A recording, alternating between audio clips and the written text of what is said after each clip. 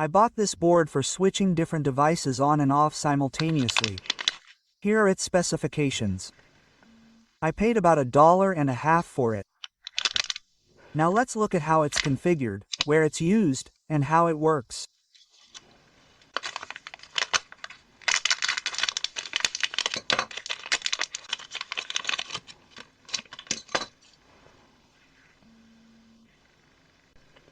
The board has a 10 amp relay, a 7805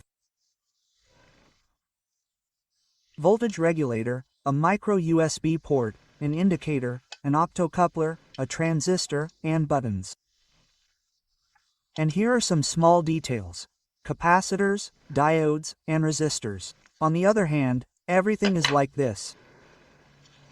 The designations indicate where to connect, or rather, like this. Now we'll connect it, configure it, and see how it all works. And although the relay says it can handle 10A, I think you really need 3 to 5A to apply to the contacts. This block has 3 terminals from the relay. This is the common terminal, this is the closing terminal, and this one is the opening terminal. That is, when the electromagnetic coil is triggered, these will open, these will close. The contacts can be powered by any old-style charger. The mini USB plugs in here. Well, of course, you can just solder a wire. I plug in the outlet.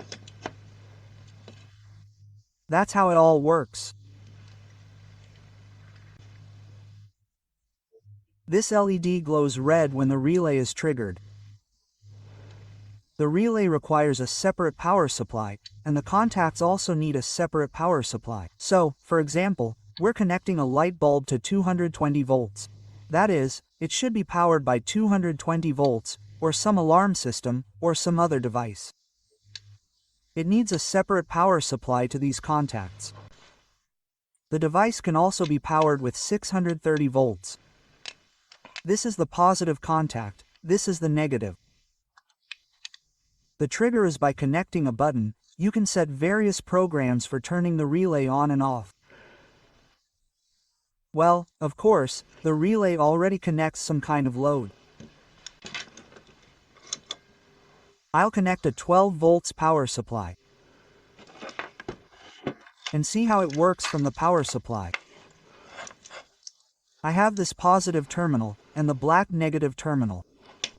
According to the description, this unit has reverse polarity protection. That is, if we accidentally connect the positive terminal to the negative terminal, the protection should be activated. But I haven't tested this function, so there's a plus. Now the minus. The minus is here.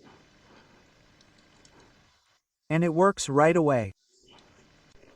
The device's consumption in standby mode is minimal. You can see the current on the power supply.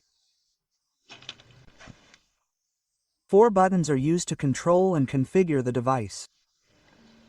These are the outer ones. This is the selection. That is, one selects programs and task time up, the second down. We press and select using. The set button is the menu.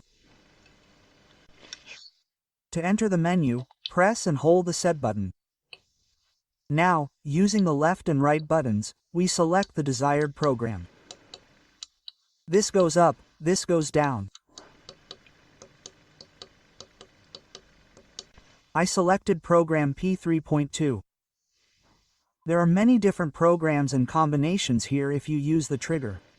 For those who need to understand all the programs when buying this device, everything is there in the description. You can count and figure it out.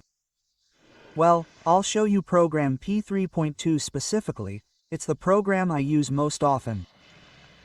To make the device remember my choice, I briefly press the set button.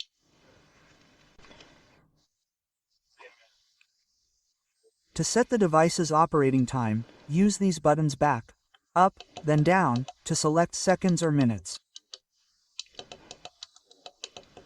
The device, according to the description, can operate for 9,999.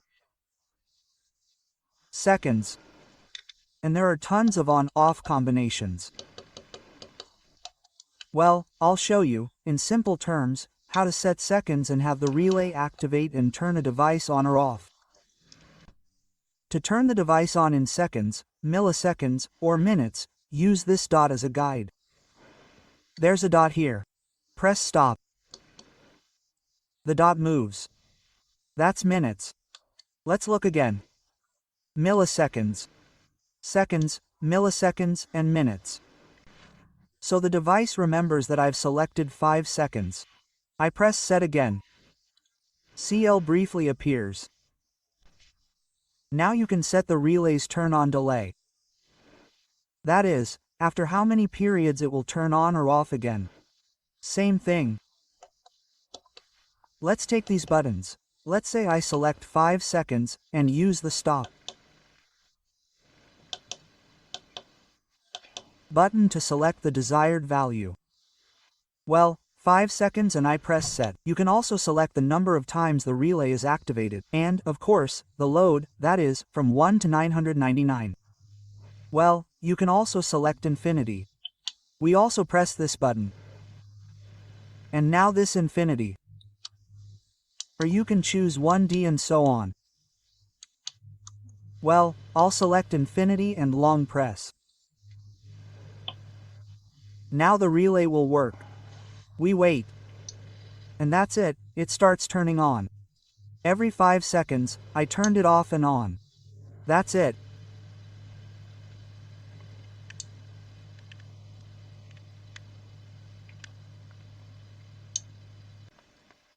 When the relay turns on, the LED lights up. Now the countdown to 5 seconds has started and we see that the LED has turned on. I turned on the multimeter for continuity testing. And let's see how it works.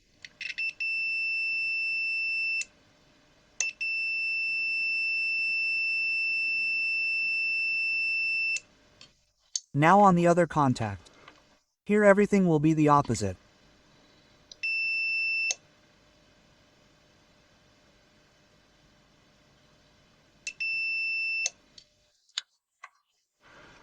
Well, now I'll connect a lamp here and see how the lamp turns on and off. And even after turning off the power supply, it still remembers. Now I turned off the power supply. I turn on the power supply. And the device still works for 5 seconds, as I configured.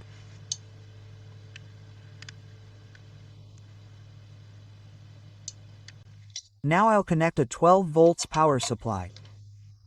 And a lamp like this is a load. Now I'll connect it here. These are the contacts.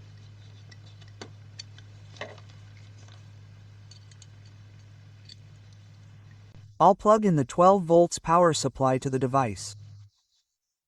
And now the lamp should turn on and off every 5 seconds. Look, it turned on, let's see. 3, 4, 5, it starts turning off. 1, 2, 3, 4, 5, it turned on. And like this, it can go on forever, because I set infinity here. So, this is a reliable, good device that can control lamps, ventilation, and various other devices. That's all for now, until next time.